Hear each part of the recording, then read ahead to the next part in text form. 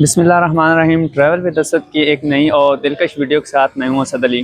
दोस्तों, मैं अभी इस वक्त कुतुबुद्दीन ऐबक उसके मकबरे पर खड़ा हूं। तो आज की इस वीडियो में मैं आपको कुतुबुद्दीन ऐबक का जो मकबरा है इसकी सैर भी करवाऊंगा और साथ साथ मैं आपको कुतुबुद्दीन की तारीख भी बतलाऊंगा। आपसे गुजारिश है कि आपने हमारी इस वीडियो को आखिर तक देखना है।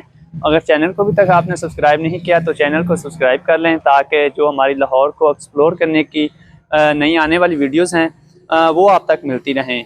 तो वीडियो को शुरू करते हैं और आपको कुतुबुद्दीन ऐबक का जो मकबरा है इसकी सैर करवाते हैं और साथ इसकी तारीख बतलाते हैं। दोस्तों, अगर बात करें इस कुतुबुद्दीन ऐबक के मज़ार की, ये जो मकबरा है ये सामने का जो बाज़ार है ये नियो अनारकली है, और ये जो रोड है ये रोड कुतुबुद्दीन ऐबक के नाम से ऐबक रोड के नाम इसको कहा जाता है। तो ये देखें यहाँ पर इसका जो कुतुबुद्दीन ऐबक का जो इधर इंफॉर्मेशन है एक बोर्ड पर लिखी हुई है। कुतुबुद्दीन ऐबक ये बचपन में एक ग़ुलाम फरोश के हाथों निशापुर की ग़ुलाम मंडी में फ़रोख्त हुए थे। तो जब इनको इनके आका ने ख़रीदा तो वो एक हज़रत इमाम अबू हनीफ़ा उनकी औलाद में से थे और उनका नाम काजी फ़खरुद्दीन था। तो वो कुतुबुद्दीन को अपने साथ लेकर चले गए और वहाँ पर अपनी जो उसके दूसरे बच्चे थे उनके साथ उन्होंने इसकी परवरिश की थी। तो इसकी परवरिश करने के साथ साथ इनकी तालीमी और तरबियत का भी उन्होंने ख़ास ख्याल रखा था। लेकिन जब काजी फ़खरुद्दीन उनकी डेथ हो गई तो उनकी डेथ के बाद काजी फ़खरुद्दीन का जो बड़ा बेटा था वो इनको दोबारा ग़ुलामों की मंडी में लाकर फ़रोख्त कर दिया। एक दफ़ा फिर जो कुतुबुद्दीन था ये ग़ुलामों की मंडी की ज़ीनत बने और वहाँ पर उनका एक सुल्तान शहाबुद्दीन गौरी उन्होंने इनको ख़रीदा। तो उन्होंने ख़रीद कर ये अपने साथ ले गए। तो ये शहाबुद्दीन जो थे ये भी बड़े रहम दिल और नेक सिफ्ता इंसान थे। शहाबुद्दीन का असल में वतीरा ये था कि ये मंडी से ग़ुलाम वगैरह ख़रीद कर लाते, फिर उनकी तरबियत वगैरह करते। तरबियत करने के बाद फिर उनको हुकूमत के जो ओहदे थे उन पर फाइज कर देते।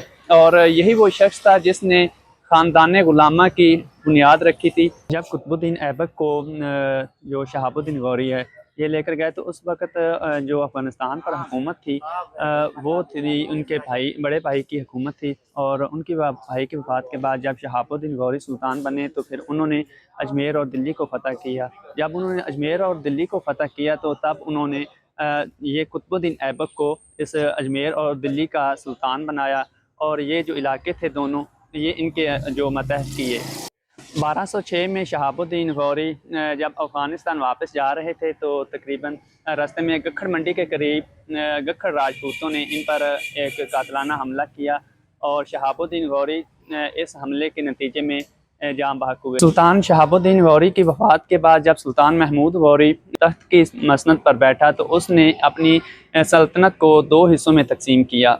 एक हिस्सा ईरान और अफ़गानिस्तान और सेंट्रल एशिया जो था ये एक हिस्से में थे और दूसरा हिस्सा अफ़गानिस्तान का था। अफ़गानिस्तान पर कुतुबुद्दीन ऐबक को मुकर्रर किया गया, जबकि ईरान और सेंट्रल एशिया और जो अफ़गानिस्तान का एरिया था तो यहाँ पर ताजुद्दीन यल्दोस जो कि एक ग़ुलाम था उसके ज़िम्मे इसकी सल्तनत जो है वो दी गई। तो ताजुद्दीन यल्दोस जो था ये एक बड़ा ही लालची और मकार किस्म का आदमी था। इसने लाहौर शहर पर कब्ज़ा करने की गरज से जब हमला किया तो उस वक़्त कुतुबुद्दीन लाहौर में मौजूद नहीं था।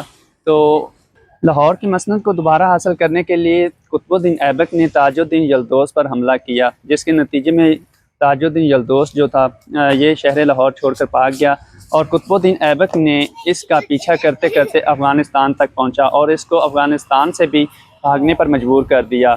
तो यूँ ये जो सारा एरिया था हिंदुस्तान, ईरान, अफ़गानिस्तान और सेंट्रल एशिया ये सारा जो एरिया था ये कुतुबुद्दीन के ज़ेर असर आ गया और कुतुबुद्दीन जो था वो इसका सुल्तान बना। तो यूँ तारीख़ ने एक ग़ुलाम को सुल्तान बनते हुए देखा और ये वाहिद सुल्तान था जो ख़ानदान ग़ुलामा में से इस पूरे हिंदुस्तान, अफ़गानिस्तान और सेंट्रल एशिया और ईरान पर हुकूमत की थी। और इसको ख़ानदान ग़ुलामा का सबसे पहला हुक्मरान भी कहा जाता है।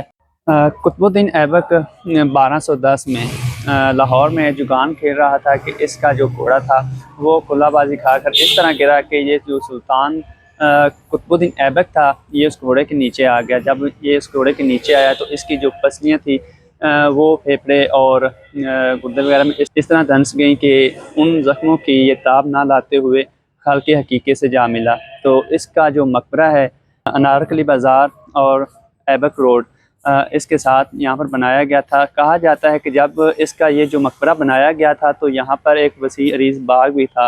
वक्त गुजरता गया और आहिस्ता आहिस्ता वो बाग ख़त्म हो गया। ये सिर्फ अब 2 से 3 कनाल का एक ज़मीन का टुकड़ा है जहाँ पर कुतुबुद्दीन ऐबक की आखिरी आरामगाह है।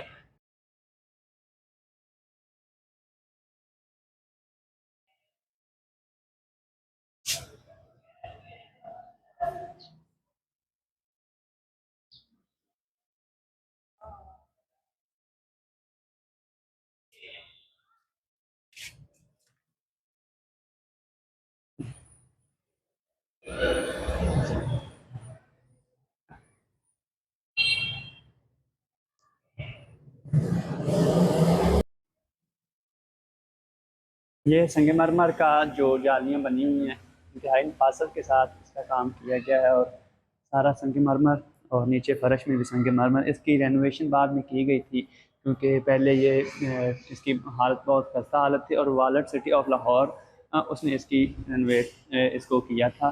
तो ये देखिए इसकी, और ये है आखिरी आरामगाह। ये कब्र का तावीज़ सुल्तान कुतुबुद्दीन ऐबक जो कि ख़ानदान गुलामा का सबसे पहला गुलाम बादशाह था। दोस्तों आज की इस वीडियो में हमने आपको सुल्तान कुतुबुद्दीन ऐबक रहमतुल्लाह अलैह उनकी तारीख़ बतलाई और साथ ही साथ उनके मज़ार की सैर भी करवाई।